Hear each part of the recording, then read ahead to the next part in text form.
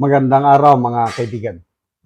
Bigyan natin ng reaction, opinion itong video posted by Kati Binag. Sabi niya dito may na-receive siyang A1 info ng ating mga kapatiran sa Iglesia ni Cristo may pinaplanong gawin tungkol sa impeachment ni VP Sara na ang mga lawmakers daw, congressman ba o senador, na boboto pabor sa impeachment ni VP Sara, mabla-blacklist na sa Iglesia ni Cristo. I don't know how true ito. Ako, i-share ko lang sa inyo, magbigay tayo ng reaksyon at komento mamaya. Mga hindi nakikinig. Eto na. Meron kasi akong A1 na information na may nagsabi sa akin. Okay? Na dahil sa kagustuhan ng INC na ang prioridad natin or ng mga leaders natin is kapakanan ng bayan at mga taong naghihirap. Diba? Against sila sa impeachment. Whether si VP Sara or si BBM ang impeach, ayaw nilang impeach pareho. Kasi ang gusto lang ma-focus is yung nangyayari sa ating bansa na pagbagsak ng ekonomiya, ang pagtaas ng mga bilihin, ng krudo, ng langis, ng gasolina at diesel. Tapos, ang ating mga leader walang ginagawa, kundi sobrang hyper-focus more dyan sa impeachment. Ang balita ko, dyan sa HOR at sa Senate, kung sino man ang bobotong yes for impeachment ay magiging blacklisted na sa INC. Ayan na, tingnan nyo na lang. Tingnan natin. May nagsabi lang sa akin na yan daw ang mangyayari. Blacklisted. Kung yung nakaraan, di ba parang napansin nyo, kahit yung may mga bumotong iba, pinatawad pa rin, parang pinagbigyan ng eleksyon. This time, sa inyo dyan, sa House of Representatives at saka sa Senate, tingnan nyo na lang. Kasi ang balita ko, kahit sa pang-apat na saling lahi ninyo, apo na apo nyo, yung anak ninyo ay hindi na susuportahan o hindi man lang makakatungtong na sa kanilang lugar. Dahil sila ay nakikiusap pero ayaw pakinggan dahil nakita nila na ang prioridad ninyo ay mamulitika kesa ang prioridad ninyo ay ang para sa bayan. So, nasa sa inyo na yan. Tingnan nyo na lang. Tingnan na lang natin kung ano mangyari. Nasa sa inyo kung you will risk it. Diba? Nasa inyo na yan. Kung gusto nyo hamunin, diba? Nag-announce naman, simula January, nag-rally. Hanggang nakaraan lang, may 3 days din silang rally, supposedly. Hindi pa rin kayo nakikinig.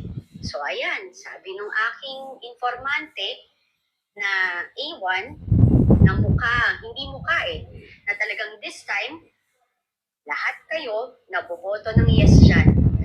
Wala nang tsansa.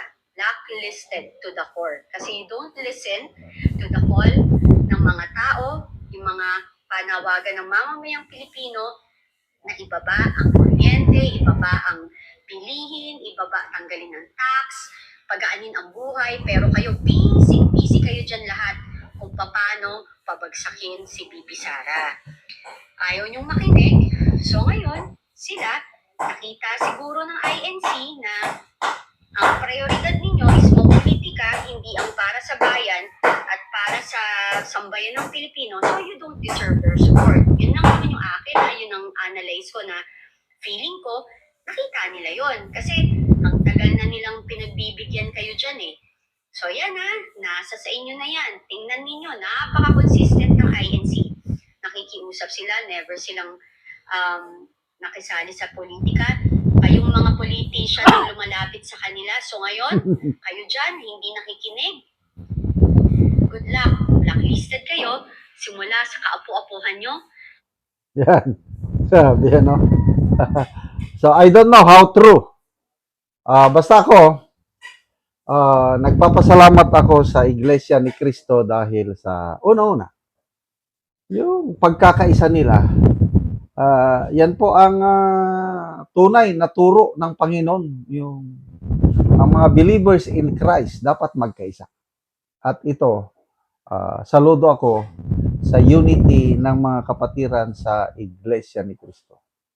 Saludo ako sa kanilang pagmamahal sa Diyos, pagmamahal sa bayan at sa kapwa-tao.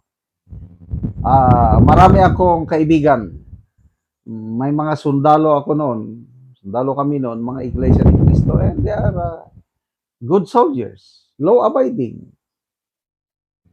So, salamat dito sa panawagan. Ayaw nila ng impeachment, both for the President and the Vice President. Na-agree ako niyan. Dahil impeachment wala talagang maitulong. Yung impeachment na yan is political motive lang na yan. Takot lang sila na labanan si VP Sara sa isang patas na eleksyon dahil alam nilang matatalo. Kaya gusto nilang tanggalin through impeachment. So, nadidiskarel. Nasasayang ang oras, pondo. So, mamili. Pondo galing sa gobyerno o pangmatagalang suporta ng iglesia.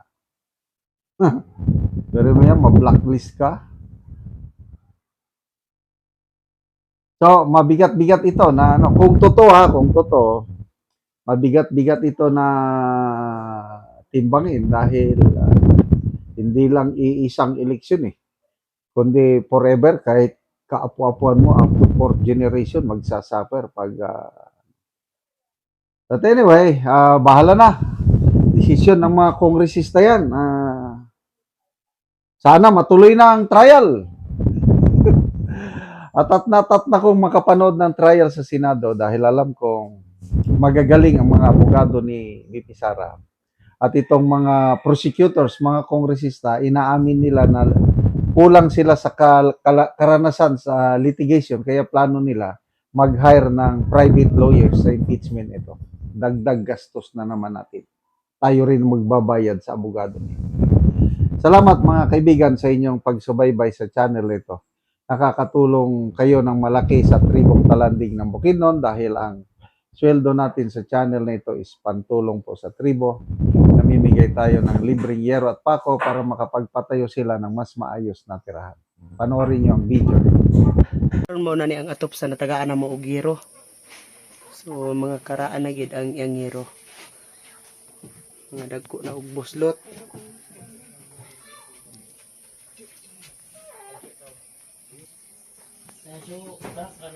Og mo na ni ang among gihatag nga yero.